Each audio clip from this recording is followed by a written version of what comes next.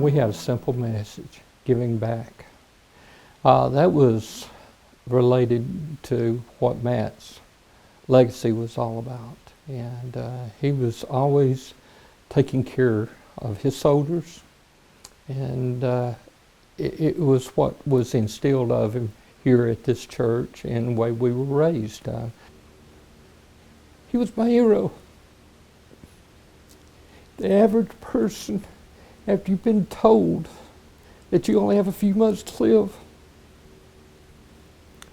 it's easy to give up, but not Matt.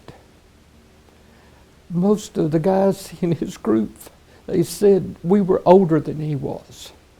But because of his outlook on life, the strength that they don't know where it came from, he could do things that they said was unhuman. And that was his determination. He said, because a doctor may say that you only have a month or two to live, you don't give up.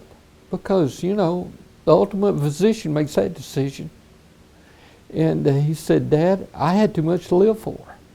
Life is that way. And he said, I wanted to be an example for all these people to maybe, you know, understand. You don't give up if you're told something bad. You can keep that determination and work through it. And he demonstrated every day of the week. He kept a blog. People would write in on that, could not believe what he had overcome on all his treatments, because he was in his last stage. He was in stage 4 going into 5. And they had only told him that he had a few months to live, and he looked at him, smiled, and he said, that's your opinion. And the stories I had shared with you earlier demonstrated it. And one particular, I still can't get over it. In between his segments of his chemo, he told me he had a buddy coming in from Afghanistan. He was all excited about it. Well, I thought it was one of his classmates in college.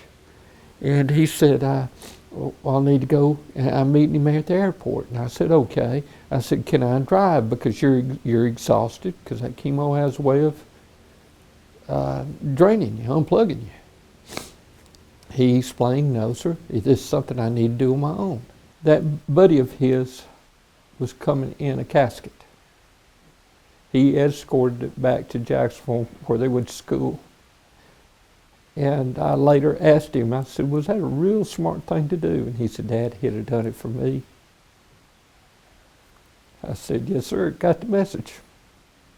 The Post named it after Matt, after reading the articles about Matt. And it made me proud, for one thing, but it gives us trying to live our lives after what he had done. And I had mentioned earlier about the fact that he kept a daily log and people writing in on it and saying, keep it up. And it inspired so many people. And to the point that he passed away on a Saturday. And come that Sunday morning, there were 10 people at that local church that Matt attended that went in and made a profession of faith. He said, it's got to be something special about that young man.